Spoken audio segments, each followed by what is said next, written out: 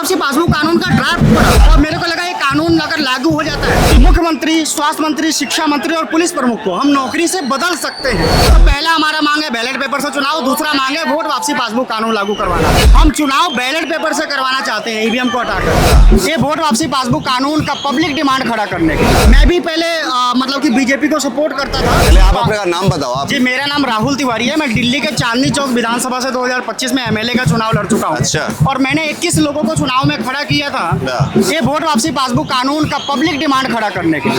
हम दिल्ली की सबसे चौथी सबसे बड़ी पार्टी है। हमारा 2 संगठन है, एक ईवीएम हटाओ सेना और एक राइट टू रिकॉल पार्टी। हम चुनाव बैलेट पेपर से करवाना चाहते हैं ईवीएम को हटाकर। ईवीएम में 2017 में काला कांच और लाइट सेंसर डाल दिया गया है, जिसके वजह से करोड़ों वोटों को हर एक राज्यों में चुराया जा सकता है। तो पहला हमारा मांग है बैलेट पेपर से चुनाव, दूसरा मांग है वोट वापसी पासबुक कानून लागू करवाना। देखो, वोट वापसी पासबुक कानून लागू होते ही मुख्यमंत्री, स्वास्थ्य मंत्री, शिक्षा मंत्री और पुलिस प्रमुख को हम नौकरी से बदल सकते हैं। अभी क्या पुलिस प्रमुख को तो नौकरी तो से ये अभी ग्राउंड पे किस लेवल पे पहुंचा हुआ है? अभी भारत में तकरीबन 10 करोड़ लोगों तक, 10 से 20 करोड़ लोगों तक ये जानकारी पहुंचा है। हमने डेमो दिखा दिया किस तरीके से वोट चोरी हो सकती है और वोट वापसी पासबुक। गवर्नमेंट ने इसको कहीं जगह दी है थोड़ी बहुत? नहीं, गवर्नमेंट तो सुनती ही नहीं अभी बात, क्योंकि देखो 4 लोगों के बोलने से तो कुछ होगा नहीं ना। जब इस कानून को लागू करवाने के लिए हर एक जिले से सैकड़ों लोग जब हर एक महीने पोस्ट कार्ड और ट्वीट भेजकर कितने लोग जुड़े हैं? डिमांड का प्रेशर बनाएंगे।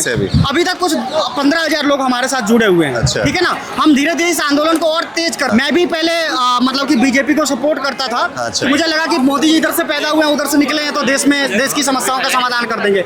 लेकिन जब मोदी जी ने फोर्स लॉकडाउन, फोर्स वैक्सीनेशन लगाया तो मेरा दिमाग खुला और मैं जागरूक हुआ थोड़ा। तो ब्लैक ग्लास मशीन का मैंने डेमो देखा और मैं वोट वापसी पासबुक कानून का ड्राफ्ट पढ़ा। तो मेरे को जिन्होंने दिया था तो उन्होंने बोला इसको पढ़ो, अगर ये लागू हो जाता तो क्या क्या नुकसान होगा। क्या धरती भर जाएगी, आसमान टूट जाएगा?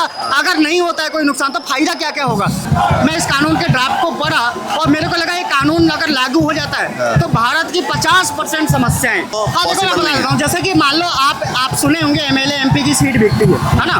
तो मान लो ऐसे ही मंत्रालय बिकता होगा। मान लो केंद्रीय मंत्री 2-2 करोड़ 5-5 करोड़ रुपए देकर अगर मंत्रालय खरीदते होंगे, धर्मेंद्र प्रधान शिक्षा मंत्री बनने के लिए 2,000 करोड़ रुपए देकर अगर शिक्षा मंत्री बने होंगे तो 20,000 करोड़ कमाने के लिए काम करेंगे कि हमारे और आपके बच्चों के लिए। हाँ, तो फिर वही सोचो ना भाई, यहाँ पे हमारे देश में एकमात्र अधिकार मिला वोटिंग के आजादी के बाद, वोटिंग राइट, उसको भी काले कांच और लाइट सेंसर वाले ईवीएम से छीन लिया गया।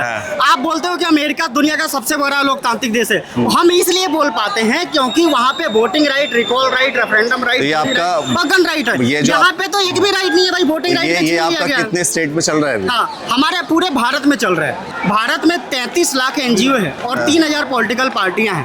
आप देखोगे ज्यादातर एनजीओ और ज्यादातर पॉलिटिकल पार्टीज डोनेशन लेती हैं और डोनेशन के नाम पे ब्लैक का व्हाइट भी होता है। हम लोग अपने अकाउंट में, हम लोग अपने पार्टी के अकाउंट में हम कुछ भी डोनेशन ना लेते हैं ना देते हैं। हम एक डिसेंट्रलाइज मूवमेंट चला रहे हैं। Best of luck.